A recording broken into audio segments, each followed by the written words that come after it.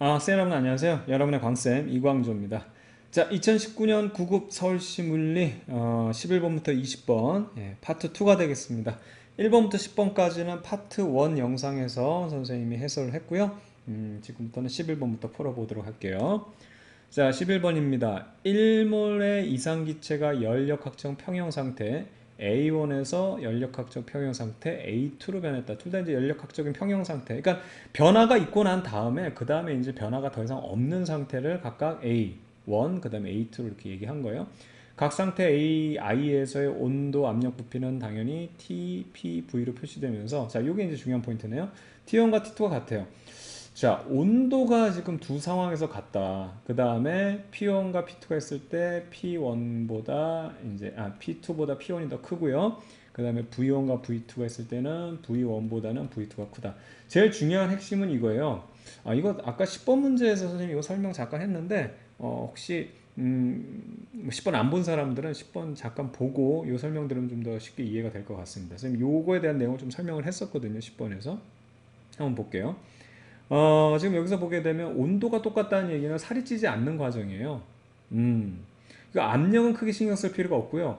부피가 지금 커졌어요. 그럼 이게 기체가 이랬다는 얘기거든요. 그러면 우리가 먹어서 살찌고 얼마만큼 운동했니? 이게 지금 우리가 이제 연력학 1법칙이라 해서 먹은 데서 운동한 만큼 델타 V로 할게요.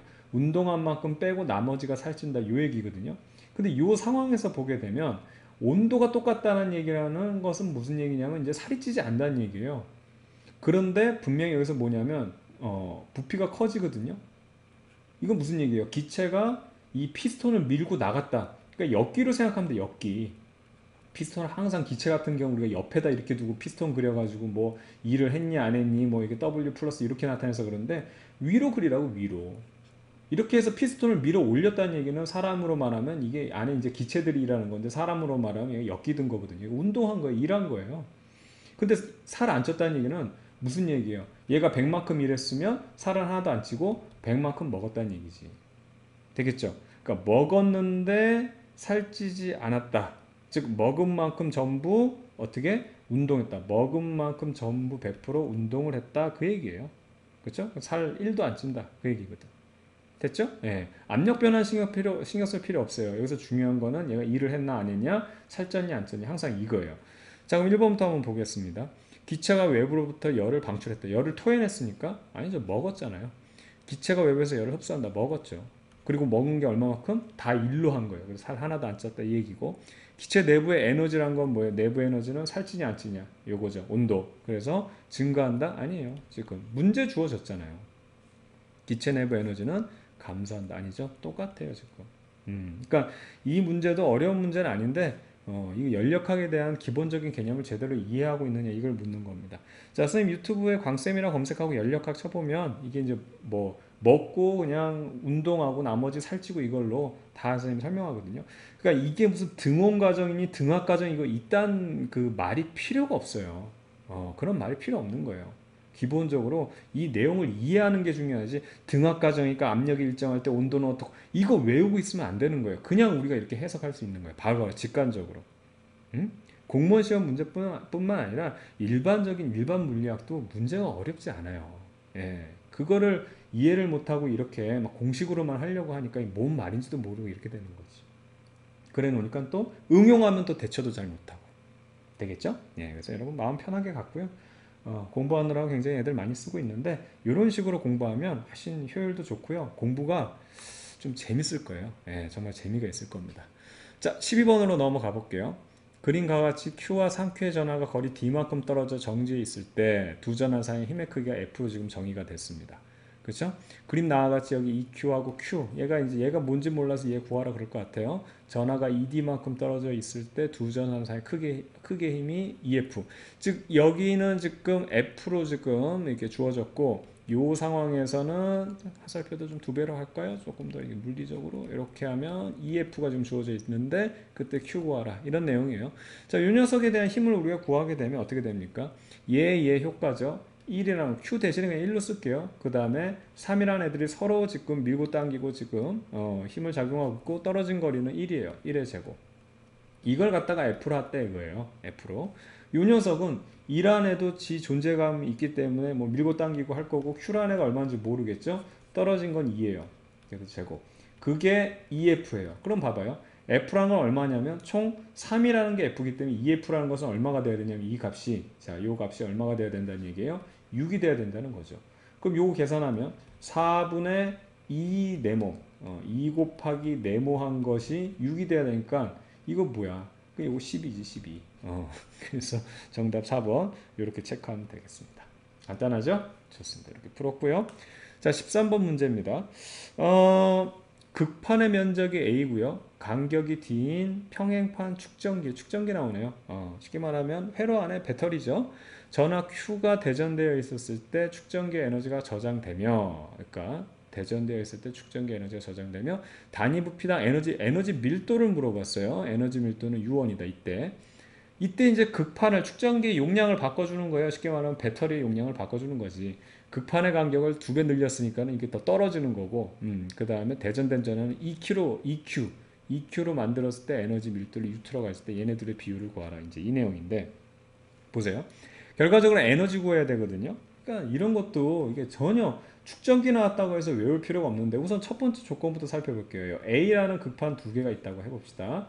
자, 이렇게 A라는 2개가 있을 때 거리는 지금 D만큼 떨어졌을 때 여기 얼마 전하가 지금 충전되어 있냐면 Q라는 애가 충전되어 있다는 거예요. 요 안에 이렇게 Q라는 애가 충전되어 있다. 그 얘기하는 거거든요. 이 전하가 저장 장치거든, 축전기는. 됐죠? 그래서 이 축전기에 대한 이 에너지를 구하는데 이 에너지에 대한 공식이 뭐예요?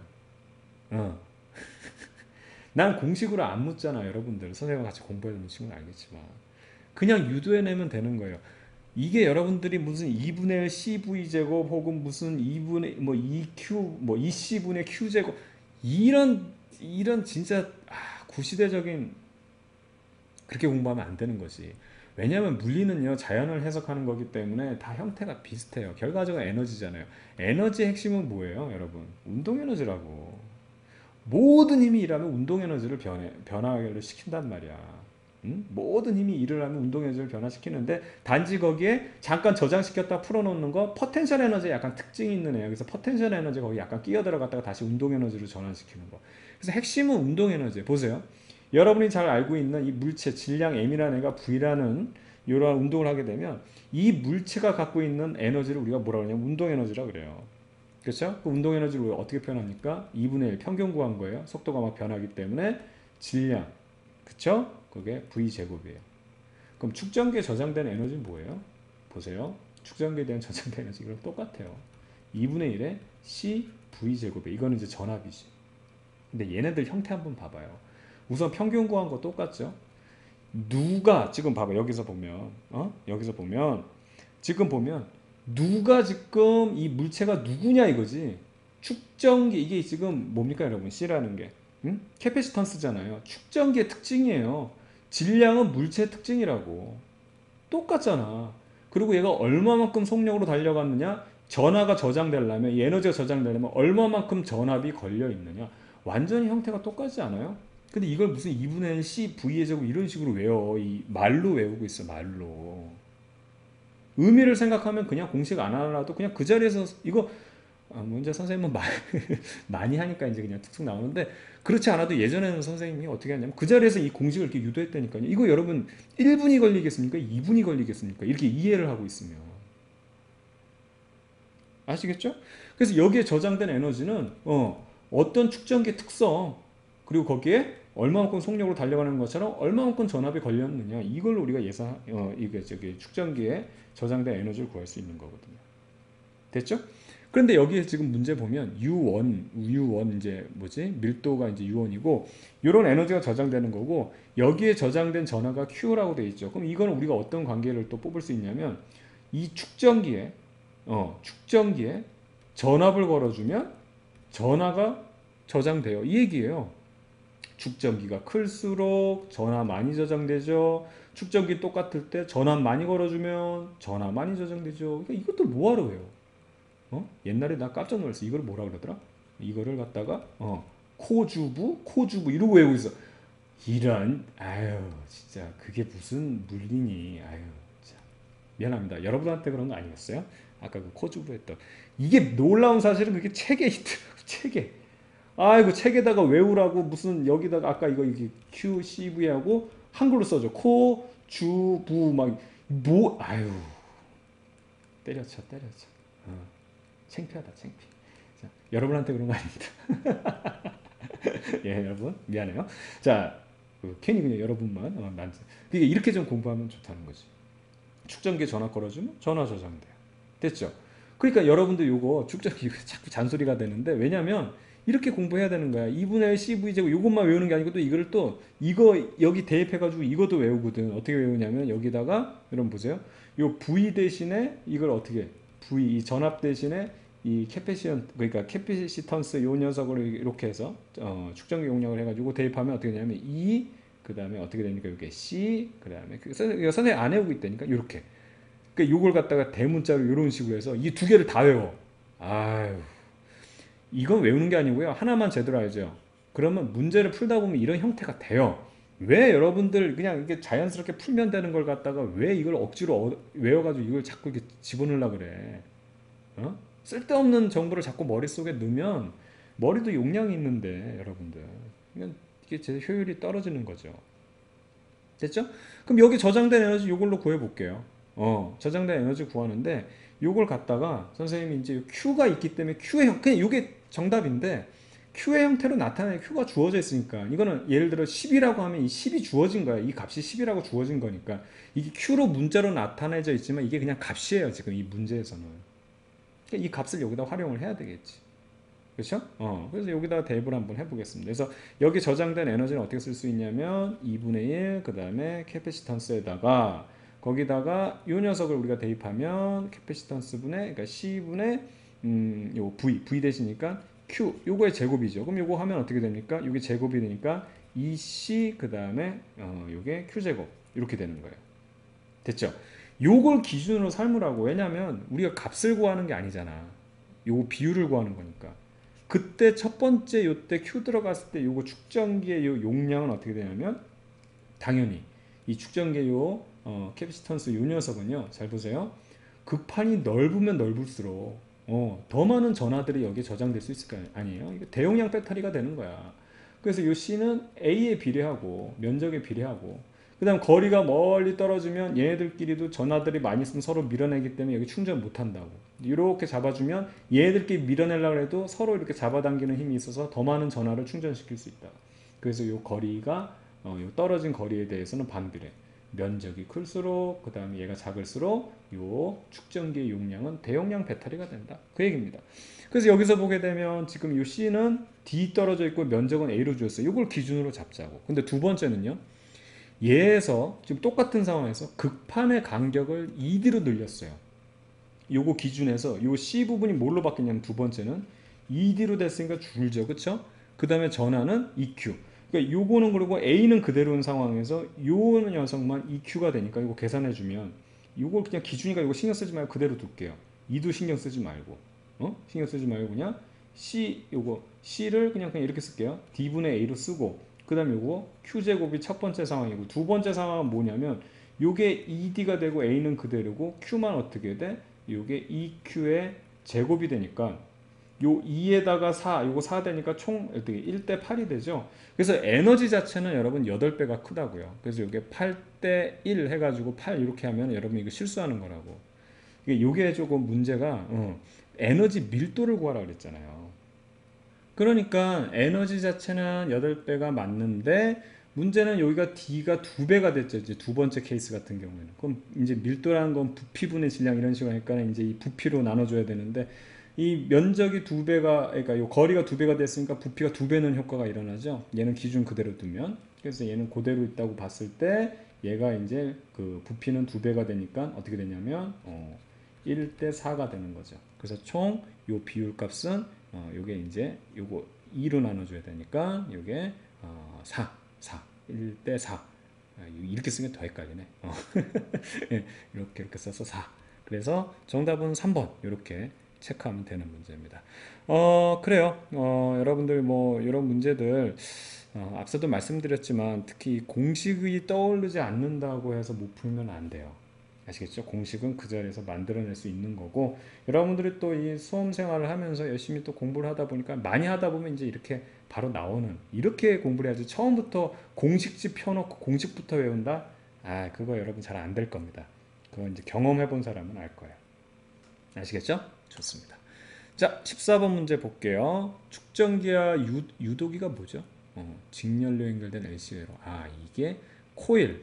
우리가 이제 교육 과정에서 이걸 코일이라 그러는데 코일을 갖다가 유독이라 그러나 보네요. 자, LC 회로가 있습니다. 이 회로에 동일한 축전기와 코일을 유도기를 각각 추가로 직렬 연결해서 막 더 연결하는 거예요. 막 축전기가 있고 코일이 있고 또 뭐 축전기 있고 뭐 이렇게 막 연결하는 거예요. 직렬로.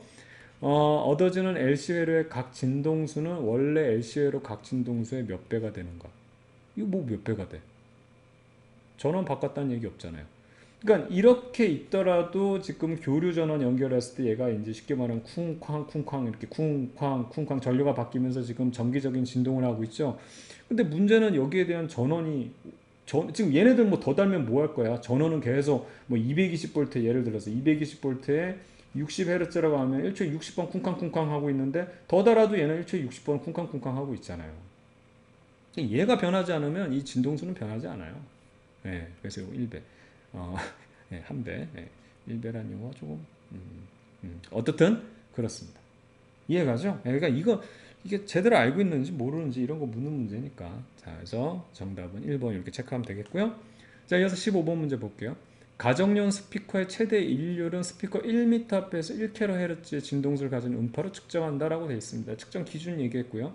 어떤 스피커의 최대 일률이 60W래요. 이 음파의 세기를 물어봤어요. 일단 스피커의 점원에서 전면으로만 균일하게 반구 형태로 소리를 방출하며 편의를 위해서 파이는 3으로 계산한다.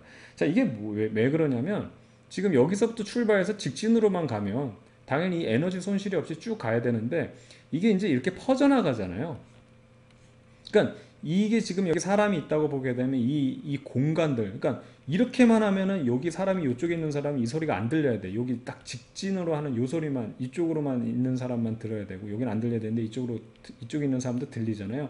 그러니까 얘가 이 공간의 면적을 채우면서, 그러니까 얘가 이렇게 이런 식으로 여기 있는 면적을 채우면서 이런 식으로 나가는 거예요. 이걸 이제 3D로 그린 게 이제 저거를 이렇게 선생님이 2D로 이렇게 면적을 채우면서 나가는 걸 위에서 봤을 때 선 하나로 이렇게 그린 거거든요. 이해가죠? 그러니까 이게 원래 에너지 소스가 있으면은 여기서 에너지가 이렇게 진행할 때 얘가 면적으로 퍼져나가면서 이 부분도 채워야 되기 때문에 점점 에너지가 떨어진다 그 얘기거든. 이거 뭐 생각하면 되냐면 그 방귀 뀌면 여러분들 이게 멀리 가면 갈수록 그리고 이 이쪽으로 가면은 이게 희석이 되잖아. 이게 그 얘기고, 무슨 얘기인지 아시겠죠? 공간으로 퍼지다 보니까 양이 점점 죽는 거지. 이게 방귀 분자 이쪽으로 가는데 이제 이쪽도 가야 되고 이쪽도 가야 되고 더 가야 되고 더 가야 되고 하다 보니까 점점 줄어든다 그 얘기지. 근데 선생님이 지하철 타고 다니는데 이제 출퇴근할, 그 얘기 안 할게요. 예, 어쨌든 그렇습니다. 그런 얘기 뭐 하려고 그러냐. 자, 어떻든 간에 이런 내용이라서 결과적으로 이제 멀리 퍼져감으로써 이제 에너지가 공간의 면적을 이렇게 채우면서 진행을 하더라. 에너지가 점점 희박해질 것이다 이 얘기입니다. 전체적으로 60W라는 양이 이제 나오는데 기본적으로 60W가 나오는 건 변함이 없는데 얘가 이런 면적을 채우면서 가니까 이게 방구 형태로 간다 그랬잖아요. 그러니까 여기 어떻게 되냐면 2파이 그다음에 면적 형태니까 항상 면적 R 제곱 형태입니다. 이 녀석을 3으로 계산하라 그랬어요. 그래서 3이고요. 요 녀석은 지금 뭐야? R인데 1m 앞이라고 그랬죠? 그렇다면 요거 1m, 요거 1m일 때를 우리가 기준으로 1m, 안 보여. 1m일 때를 기준으로 했으니까 얘가 여기서 1m 갔을 때를 보는 거예요. 그럼 R은 1이 되니까 6. 그럼 얼마? 요게 10W에다가 이게 면적이니까 제곱미터 이런 식으로 나오겠네요. 그래서 3번 이렇게 체크하면 됩니다. 무슨 얘기인지 아시겠죠? 그러니까 이건 뭐냐면 1 위치에 있을 때 60이 있으면 자 60이 출마하면 60이 와야 되는데 어떻게? 10밖에 안 온다는 얘기예요. 나머지 50은 어디 갔어? 다 일로 퍼져간 거야. 일로 다 뭐 야금야금 퍼져가서 결과적으로 여기 서 있어도 10밖에 안 온다. 나머지 애들도 그러면 그 나머지들은 이제 받겠죠. 무슨 얘기인지 아시겠죠? 바로 그런 내용이 되겠습니다. 그래서 자 15번까지 풀어봤고요. 이어서 16번 문제 풀어보도록 하겠습니다. 그림과 같이 평평한 바닥에서 초기 속력이 2인 물체가 용철판에 부딪힌대요. 빡. 용철은 10cm만큼 푹 압축됐다가 제자리로 돌아오고, 그러니까 띠용 하는 거죠. 이렇게 이렇게 띠용 이렇게 제자리로 돌아오고, 이 순간 물체는 용철판에서 튕겨 나올 것이다. 다시 튕겨 나오겠죠.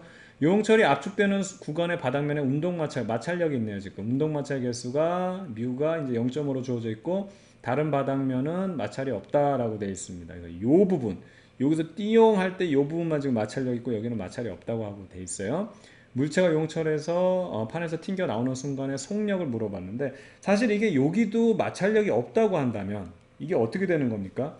지금 선생님이 그림은 이제 이렇게 돼 있는데 여기다 이렇게 진행하는 걸 볼게요. 이 물체가 있으면 여기 용철이 있잖아요. 용철.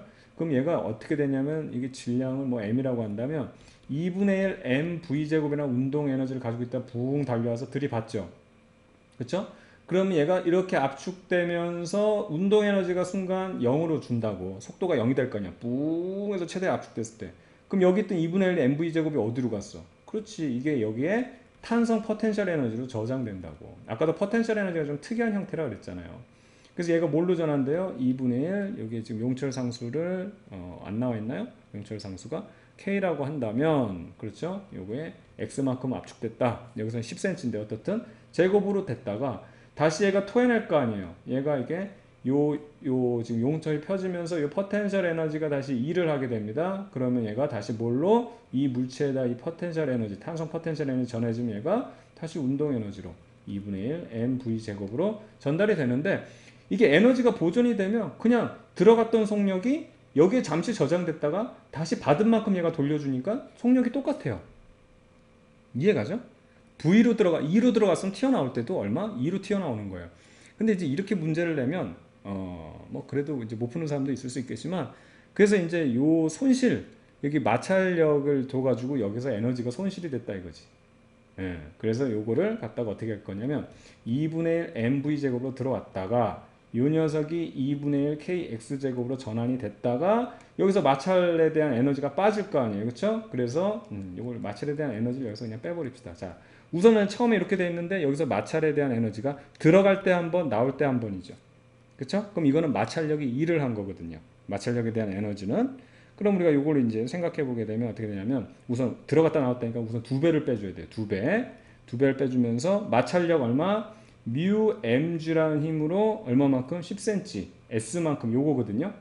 그렇게 해서 마찰력을 빼줬더니 최종적으로 어떻게 된다? 얘 운동 에너지는 2분의 1 m인데 속력이 분명히 운동 에너지가 줄었기 때문에 질량은 안 변했을 거 아니야. 얘가 질량이 갑자기 뭐 살 빼고 이런 거 없으니까. 그래서 V 다시 제곱을 갔을 때 요 V 다시를 구하라 이 문제거든요. 요것만 계산하면 끝나는 문제입니다. 자, 그럼 계산해 볼게요. 2분의 1에다가 m이고요. V라는 것은 2로 줬으니까 2의 제곱입니다. 빼기 2배에다가 뮤라는 게 얼마로 주어졌냐면 마찰 개수 0.5로 주어졌고 질량은 그대로 m이에요. 그리고 중력 가속도 10이고 S는 10cm, 10cm죠, 10cm. 그래서 요거를 선생님이 10cm인데 미터로 바꿔줘야 되잖아 또. 그러니까 요거를 0.1로 바꿔주고, 그러면 2분의 1의 m v 다시 제곱이다. 자, 징그러운 녀석들 좀 없애주겠습니다. m들 없애주죠. 우선은 m들 없애주게 되면 요거는 얼마가 되냐면 2가 되겠고요. 요거 계산하면 1이죠. 거기다 요 계산하면 1입니다.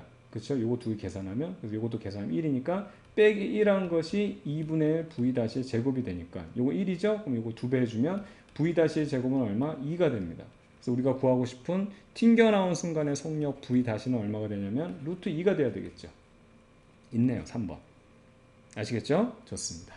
자, 이렇게 해서 우리가 간단하게 풀어봤고요. 이어서 17번 문제 넘어가 볼게요. 유도기, 코일 유도기. 참 그렇구나. 그 다음에 저항, 그 다음에 기전 여건. 야, 참 힘들게 한다. 이거는 뭐 건전지예요, 쉽게 말하면. 전지, 뭐 이렇게 건전지. 그 다음에 스위치를 그림같이 연결하여 회로를 구성한 후 스위치를 닫아 회로에 전류가 흐르기 시작했다. 스위치를 닫은 후에 오랜 시간, 충분히 오랜 시간이 지나 일정한 크기의 전류가 흐르는이죠. 그쵸? 회로에 흐르게 됐을 때 유독에 저장된 에너지, 즉 코일에 저장된 이 에너지를 우리가 이제 구하라. 문제가 좋은데? 예, 문제가 좋아요. 선생님 처음입니다. 뭐 선생님이 지금까지 뭐 유튜브 하면서 7급 문제, 9급 문제 이렇게 여러 개 해서 뭐 많이 하지는 않았지만 공무원 문제를 풀어봤는데 하나같이들 좀 마음에 안 들었어요. 근데 이 문제는 좀 마음에 드네요. 좋은 문제입니다. 괜찮아요. 오, 누가 출제했는지 모르겠는데 이거는 여러분들 기본 개념을 여러 가지를 알고 있어야 돼요. 물리적인 사고가 충분히 돼야 되는 거죠. 자, 우선은 한번 볼게요.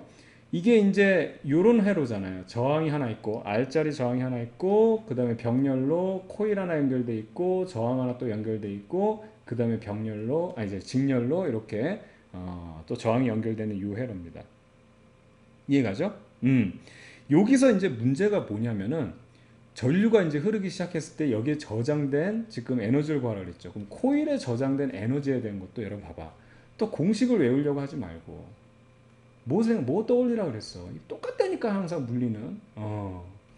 이게 이제 여러분들 기본적으로 운동 에너지가 2분의 1 mv 제곱이었잖아요. 얘 코일에 저장된 에너지도 똑같아요. 어떤 형태예요? 2분의 1 Li 제곱입니다. m이 뭐예요? 이 어떤 아까 그 선생님 물체 그랬지만 이 물질의 성질이잖아. 물체 성질이잖아. L은 뭐예요? 이거 코일의 성질이에요. 코일이 어떤 강한 코일이냐 약한 코일이냐 질량하고 똑같잖아. 등치 큰 애냐 작은 애냐. 그 다음에 얘가 얼마만큼 빠르게 운동하느냐지만 코일은 얘가 자석되려면 뭐가 흘러야 돼? 전류가 흐르잖아야지. 전류가 얼마나 빠르냐처럼 얼만큼 전류가 흐르냐에 따라서 얘가 코일이 어떤 그러니까 얼마나 센 자석이 되느냐 그 얘기하는 거거든. MV 제곱하고 LI 제곱하고 똑같잖아. 그리고 평균 낸 거고 2분의 1이라는 거는 되겠죠? 그래서 이것도 공식을 외우는 게 아니고 우리가 이거 그냥 이 형태로 우리가 요거 해서 우리가 계산하면 되는 거예요. 되겠죠? 좋습니다. 자, 그럼 우선은 요 회로부터 살펴봐야 되는데 문제는 전류가 I가 흐를 때 말이죠. 처음에 전류가 딱 들어오는 순간 변화가 있으면 얘가 오지마 하면서 방해를 하죠. 코일은 베베 꼬였잖아. 변화를 싫어한다고. 그렇기 때문에 저항 역할을 하는데 문제는 요게 선생님 마음에 든 거야. 충분히 오랜 시간이 지나서 일정한 크게 전류가 흘렀을 때 이 코일의 특징은 아느냐. 변화가 없는 거예요. 일정하게 전류가 흐르면 이제는 처음에 전류가 없다가 갑자기 전류가 팍 생기면 이건 변화지만 전류가 있는 상황에서 전류가 계속 흐르는 건 뭐예요? 이거는 변화가 아니야. 마치 관성하고 똑같아요. 여러분들 많이 헷갈려 했던 거. 정지했던 애가 움직이는 건 여러분들 이해하는데 일정한 속도로 움직이는 거 이것도 힘 안 받는 거라니까. 아시겠어요? 정지했다가 움직이는 건 변하기 때문에 힘 받은 거지만 일정한 속도로 움직이는 거 어떻게 된다? 그거 힘 안 받은 거예요. 그것도 이제 움직이고 있기 때문에 얘는 힘 받았다고 여러분들이 많이 착각해서 그 틀리는데. 그럼 전류가 일정하게 흐르면 얘는 뭐야? 더 이상 저항의 역할을 안 해요. 그냥 저항이 아니고 도선이 돼 버립니다. 이렇게. 그러면 전류가 이렇게 흐르다가 여기 저항 있고 여긴 그냥 도선이면 얘 어떻게 돼요? 이쪽으로 그냥 전류가 다 가가 있죠. 그래서 얘가 바보가 되는 거예요. 그래서 전류가 일정한 오랜 시간이 지나서 일정한 크게 전류가 흐르게 되면 이 회로는 어떻게 되냐면 요 첫 번째 저항하고 얘네들은 다 그냥 얘는 바보가 되니까 그냥 직선 도선이 되잖아. 그래서 코일은 그냥 도선이 되고 나머지 두 번째 여기 뒤에 끄트머리 달려있는 저항에서 저항 두 개가 직렬 연결된 바로 이런 회로가 되는 거예요. 됐죠? 그럼 이런 회로가 됐을 때 봐. 얘가 R로 지금 주어져 있으니까 여기 V0라는 전압을 걸어줬거든요. 그럼 이때 여기에 흐르는 이쪽에 흐르는 전류 I를 우리가 어떻게 구할 수 있냐? I는 그렇죠. 이거 두 개 우리가 합성해주면 직렬 연결이니까 ER이 되겠고 R 플러스 R 거기다가 걸린 전압 V니까 흐르는 전류가 I예요. 끝났죠. 지금 요 에너지, 자, 요 축전기에 저장되는 에너지는 어떻게 되냐면 잘 보세요. 2분의 1 L에다가 I란 녀석이 지금 저항 역할은 안 하지만 여러분 착각하지 마세요. 저항 역할은 안 하지만 전류는 계속 이쪽으로 흐르고 있죠. 그럼 전류가 흐르기 때문에 얘가 자석이 된단 말이에요. 그래서 여기에 자기장을 저장을 하는 겁니다. 그렇죠? 그래서 여기서 L이라는 녀석에다가 I가 얼마? 이거잖아. 2R분의 그 다음에 V제곱. 요거 해주면 돼요. 뭐 이거 다 계산할 필요도 없이 2분의 1 우선 있고 숫자만 보자고. 뭐 형태 다 비슷하잖아. 다 똑같잖아. 요거 2분의 1에다가 제곱하니까 4분의 1이죠. 두 개 곱해주면 얼마 돼야 돼요? 8분의 1 나와야 되잖아요. 요거 1번이네요. 아시겠죠? 이렇게 푸는 겁니다. 요 문제는 괜찮아요. 좀 선생님이 지금 아까도 말씀드렸지만 지금까지 공무원 문제 해설 특히 선생님 7급 문제가 오히려 되게 졸렬하다고 생각하는 게 그래도 구급 문제는 좀 풀면 이런 문제도 좋지만 얘네들은 그래도 개념으로 풀잖아요. 7급이 정말 졸렬한 게 뭐냐면 그 숫자들을 넣어가지고 숫자로 계산을 다 하게 만들어요. 계산기도 안 주면서. 그리고 숫자 약간씩 바꿔놔요. 이거 계산 능력 보겠다는 거는 사실은 요즘 여러분들이 7급이나 뭐 9급이나 공무원 돼가지고 계산할 때 뭐 수기로 합니까? 여러분들이 무슨 케플러도 아니고 그 당시 케플러도 아니고 다 계산기나 컴퓨터라는데 뭔 계산 능력을 보겠다고. 그러니까 억지로 사람 떨어뜨리려고 만든 시험이라는 게 7급 보면은 여실히 드러나요. 이런 거는 좋잖아. 개념 정확히 알고 있으면 빨리빨리 문제를 풀 수 있단 말이야. 되겠죠? 좋습니다. 자, 이렇게 해서 이제 17번까지 풀어봤고요. 이제 18번 문제 넘어가 보도록 하겠습니다. 결실틈. 이게 선생님이 이게 한글이 좀 어색해요. 더블 슬릿이네요. 그래서 더블 슬릿의 간섭 실험을 얘기하는 거예요. 그래서 실틈 사이의 거리가 d0고 간섭 실험에 사용된 빛의 파장이 람다 제로일 때 밝은 간섭 무늬 사이의 거리, 간섭 무늬 사이의 결과적으로 간섭 무늬 사이의 거리는 일정하고 그 값이 y0로 주어졌다. 실틈 사이의 거리를 2배로 늘렸어요. D에서 지금 ED로 2배로 늘리고 빛의 파장도 2배로 늘렸을 때 밝은 간섭 무늬 사이의 거리가 일정한 경우 그 거리의 값을 이제 얘기하라고 했는데 지금 요 같은 경우 한번 볼게요. 지금 간섭 무늬가 이제 길게 나타날 경우 이제 선생님 원래 이렇게 나타나면 여러분이 또 이해가 쉬운데 이 간섭 무늬 같은 경우는 뭐냐면 이게 회절이 잘 될 조건이거든요. 여러분 이런 거는 많이 봤죠? 와이파이. 그래서 여기에 지금 요 슬릿 사이의 간격 D가 좁을수록 그 다음 요 파동 나가는 요 파동의 파장이 길수록 간섭이 잘 되거든요. 그럼 요 녀석을 갖다가 옆으로 돌려놓은 게 지금 이거는 더블 슬릿이지만 이게 더블 슬릿이에요. 이게 더블 슬릿 쫑쫑해서 요 녀석 이렇게 나가고 요 녀석 나가가지고 여기서 보이는 이제 배냐 마디냐 뭐 이런 식으로 만나가지고 이게 간섭 무늬가 밟고 어둡고 밟고 어둡고 밟고 어둡고 밟고 어둡고 이거 얘기하는 건데 요 무늬 간격을 지금 y0로 놓는 건데 이 간섭 무늬가 넓어지려면 기본적으로 회절이 멀리 넘어가야지 얘네들이 간섭 무늬가 이렇게 되지. 여기서 쪼쪼쪼쪼쪼쪼 쪼잔하게 오는 애들이 무슨 여기서 이렇게 간섭 무늬 사이가 길게 되겠어요. 그래서 간섭 무늬라는 게 넓을 조건은 간단해요. 회절이 잘 될 조건이에요. 그러면 여러분들 이거 중학교 지식 아닌가? 고등학교 지식인가? 회절은 고등학교 같기도 하고 회절이 잘 될 조건이 뭐예요? 첫 번째, 틈이 좁을수록 그 다음에 파장이 길수록 이게 회절이 잘 될 조건입니다. 이것만 알면 여러분 이것도 공식이 필요 없어요. 이거 영의 뭐 이중 그 슬릿 실험 이거 공식 간섭 무늬 공식 필요 없다고. 이게 회절이 잘 될 조건이고 회절이 잘 될수록 이 간섭 무늬의 간격이 커진단 말이야. 아시겠죠? 이게 D가 커져 버리면 여러분들 아예 D가 없다고 생각해 봐.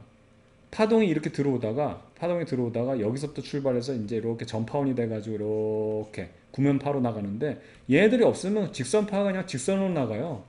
이건 회절이 안 하고 그냥 직진을 해버리잖아. 회절과 반대가 직진이거든. 그래서 이게 좁을수록 그 다음에 파장이 이렇게 길수록 어떻게 된다? 휘청휘청 넘어가면서 멀리까지 갈 수 있단 말이야. 멀리까지. 이겁니다. 그럼 보세요. 요 간섭무늬 간격 y0랑 공식 선생님 유도해 볼게요. 회절이 잘 돼야 된다고 했죠? D 얘가 좁을수록 그래서 거꾸로 밑으로 가는 거고 파장이 길수록 끝났어요. 이렇게 비례하는 게 바로 뭐예요? 이게 쉽게 말하면 스크린에 닿는 요 간섭무늬 간격이 넓을 조건이에요. 자 여기서 뭐가 하나 들어가냐면 여러분들이 많이 헷갈려하는 것 중에 하나가 이 지금 요 전파원에서부터 해서 요 스크린까지의 거리를 L로 놓거든요. 이건 어떻게 되냐면 이걸 이퀄로 놓으면서 이퀄로 놓으면서 L을 여기다 해주면 돼요. 이건 뭐냐면 얘네들의 간섭무늬에서 나온 거가 영상이 쉽게 말하면 L만큼 그러니까 쉽게 말하면 몇 배 해주는 거야. 확대율이야, 확대율. 여러분들이 랜턴이 있죠, 랜턴. 이렇게 랜턴 불 켜졌어. 손바닥을 여기다 댔어. 그럼 여기에 대한 지금 빛이 여기 이렇게 나오죠. 근데 손바닥을 멀리 대면 얘가 이렇게 커진다고. 이 거리가 멀수록 확대가 된다고, 확대가. 스크린 확대가 돼. 그럼 이 간격도 넓어지겠지. 얘가 이렇게 커졌다는 얘기는 여기 있는 간격 둘 사이도 커지고 둘 사이만 커져 얘들 간격들이 다 벌어지니까 커진다고. 이 간격 무늬가 커질 조건이죠. 스크린이 멀수록 그 다음 파장 길수록 그 다음에 이 슬릿의 틈은 좁을수록 끝났죠. 되겠죠? 보세요. 공식 그냥 만들잖아요. 선생님이. 그 자리에서 만들잖아요. 기본 상식 가지고. 음. 문제에서 요 상황을 기준으로 했을 때 스크린 거리는 변화가 없었고요. 그 다음에 요 거리가 2배가 됐어요. 2배로 커졌어요. 이것은 ED로 바꿔주고 파장도 2배가 됐어. 그러면 뭐 똑같잖아. 그러니까 요 지금 간섭 무늬의 요 간격은 그대로가 돼야 돼요. 그래서 요 간섭 무늬 사이 거리가 일정하다 해서 변함없을 때 그 거리에 요 지금 간섭 무늬의 값을 이제 얘기하는 거죠. 그러면 그대로 해야 되니까 y0 요거야 돼야 되겠지. 2번. 그렇죠. 그래서 여러분들 요 18번의 답은 2번 이렇게 체크하면 되겠습니다. 되겠죠?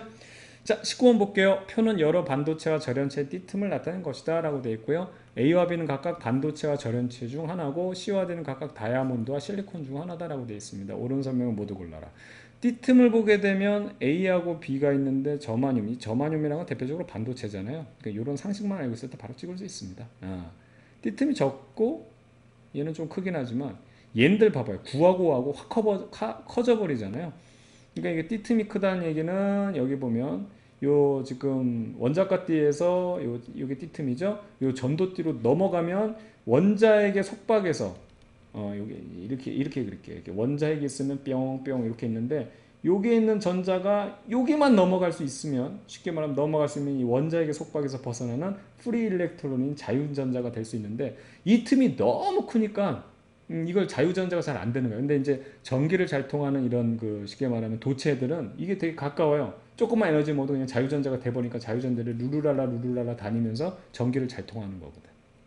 그러니까 얘네들은 띠틈이 크죠. 그러니까 자유전자가 되게 힘들다. 즉 얘네들은 전기를 잘 못 통한다. 이 얘기니까 얘네들이 절연체가 되겠죠. 야, 지금 적연체가 뭐니? 절연체. 예, 글씨가 아름답습니다. 그럼 얘는 A는 당연히 반도체가 되겠죠. 반도체. 이렇게 하면 되겠고요. 그 다음에 이제 다이아몬드와 실리콘 중에 하나라고 그러는데 여러분들 실리콘은 반도체 그 재료잖아요. 그리고 다이아몬드 여러분들 대표적인 요게 이제 반도체니까 여기 실리콘이 여기로 들어가야 되고 실리콘. 그리고 다이아몬드가 여기죠. 다이아몬드. 그러면 다이아몬드 같은 경우는 이게 띠틈이 크니까 완전 절연체 중에 하나. 뭐 이런 식으로 우리가 체크할 수 있겠죠. 됐죠? 그러면 보겠습니다. 자, A는 반도체다. 그렇죠. C는 실리콘이다. 그렇죠. 저마늄의 비정. 비정이라고 해서 여러분 이름이 어렵지만 그냥 저항이라고 생각하면 돼요. 그냥 저항이에요, 저항. 저항입니다. 저마늄의 저항이 다이아몬드의 저항보다 크다고 했는데 지금 전기 제일 안 통하는 애는 지금 저마늄하고 다이아몬드 비교해 봤을 때 얘가 훨씬 지금 전기 안 통하는 애잖아요. 이게 저항이 큰 거지. 전기가 안 통한다는 얘기는 이 자체가 저항이 크기 때문에 전류가 못 흐르는 거 아니겠어요? 그렇죠? 그래서 다이아몬드가 더 커야 되는 겁니다. 그래서 요거는 잘못됐네요. 그래서 정답은 기억과 니은 이렇게 체크하면 되겠습니다. 자, 이제 2019년 서울시 국은물리 마지막 문제 풀어볼게요. 전자의 운동 에너지가 100 일렉트론 볼트예요. 100으로 주어졌고 물질의 파장이 람다 제로입니다. 전자의 운동 에너지가 400으로 4배가 커졌어요. 그때 파장 구하라. 그럼 여러분 보세요. 파동하고요. 이거 선생님이 그 강의에서도 굉장히 강조했던 거잖아요. 이거 여러분 좀 틈나면 선생님 강의를 좀 보세요. 도움이 많이 될 겁니다. 틈 내서 좀 보면서 이제 문제도 같이 풀고 이렇게. 이 파동과 입자는 완전 별개의 성질이에요. 파동의 성질을 나타내는 대표적인 특성은 파장이라고 그랬죠. 입자의 대표적인 성질은 뭐냐면 얘가 질량이에요. 그런데 이 질량을 가지고 있는 애가 운동을 하고 있는 거, 파동을 움직이잖아요. 운동하는 거 가지고 표현하면 이거를 MV로 나타내서 어떻게? 이걸 운동량으로 표현합니다. 즉 파동과 입자는 서로 어떻게 되냐면 완전히 파동의 성질과 입자의 성질은 반비례해요. 근데 이 녀석을 이퀄로 만들어주고 싶기 때문에 여기에 값을 뚜루대로 맞춰줘서 여기에다가 여기에 상수 K라는 걸 넣으면 되는데 그 K가 뭐였죠? 여기서는 플랑크 상수 하가 되는 거예요. 이게 드브로이 물질파입니다. 되겠죠? 자, 그래서 이 상태인데 지금 전자의 운동 에너지라고 했죠. 전자의 운동 에너지가 처음에 얼마나 주어졌냐면 100이었어요. 그럼 이 100이라는 것을 우리가 이 운동 에너지를 운동량으로 표현하면 2m분의 운동량의 제곱을 하면 되죠. 이게 mv 제곱이니까 m제곱 v제곱에다 2m 나눠주면 2분의 1 mv 제곱 나온단 말이에요. 됐죠? 요게 100이야. 요게 지금 100이라고 했으니까 처음에 이제 지금 이 파장과 운동량의 관계 살펴보려고 하는 거잖아요. 지금 파장 물어봤으니까. 운동량을 지금 숫자로 나타내면 되니까 여기서 P제곱을 구하면 어떻게 됩니까? 2n 곱하기 그냥 100으로 숫자로 그냥 해버릴게요. 그럼 요거 P를 구하게 되면 운동량 구하게 되면 루트 씌워주면 되죠. 이게 처음 값이었어요. 근데 두 번째 값에서는 이 운동 에너지가 요 이제 이게 400이 됐다는 얘기거든. 똑같이 나타내면 어떻게 되냐면 2m 그대로 가고 곱하기 400 한 거예요. 요 루트. 그럼 얘보다 처음 운동량보다는 요 4배가 커졌죠. 4배가 커졌는데 루트가 씌워지니까 총 2배가 커졌죠. 그러니까 요 운동량이 처음을 기준으로 했을 때 1이라고 했을 때 두 번째는 2가 됐어요. 그쵸? 그러면 그때 1일 때 파장을 람다 지금 제로라고 놨으니까 2일 때 파장은 어떻게 되는 거예요? 여기가 2가 되니까. 두 배가 줄었지. 그래서 2분의 람다 제로가 돼야 되겠지. 뭐 이런 게 잘 안 되면 그냥 뭐 계산해서 해도 좋지만 뭐 굳이 그럴 필요 없지 않습니까? 예. 그래서 지금 여기 분모에 해당하는 게 여기가 숫자가 커졌으면 얘는 2배 줄어야지. 그래서 3번에 있네요. 3번. 되겠죠. 그래서 20번의 정답은 3번 이렇게 해서 마무리하겠습니다. 자, 긴 시간 동안 고생 많았고요. 선생님 보니까 문제들이 점점 어려워지는 것 같아요. 예, 이게 그건 무슨 얘기냐면 반대로 얘기하면 뭐 이제 문제라는 걸 선생님이 뭐 사실 공무원 시험은 선생님이 뭐 수능이나 뭐 이런 거랑 다르게 좀 뭐 집중적으로 뭐 이렇게 분석하고 이러진 않았지만 이게 흐름이란 건 있거든요. 문제가 좀 어려워지는 성향이 있어요. 내가 이렇게 선생님이 이제 문제들을 풀다 보면 느끼는 게 이게 워낙 많은 사람들이 열심히 공부하다 보니까 수준이 올라갔나 봐. 이게 완전히 그 공무원 시험이라는 건 선발이잖아요. 누군가를 떨어뜨리고 합격자를 걸러내기 위한 시험이다 보니까 떨어뜨리는 게 초점이거든요. 그러다 보니까 자꾸 어렵게 낸다는 얘기는 사람들 수준이 올라갔다는 얘기입니다.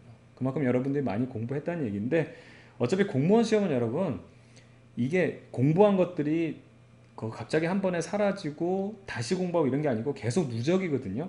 그래서 결과적으로 시간 싸움이고 열심히 한 사람들이 계속해서 붙어주고 그 다음 열심히 한 사람이 붙고 그 다음에 열심히 한 사람이 붙고 하는 방향으로 이게 되는 거기 때문에 크게 뭐 편차가 있지 않습니다. 그래서 여러분들이 우직하게 공부할수록 합격 확률은 높아지니까 힘들겠지만 힘내서 좀 열심히 공부했으면 좋겠습니다.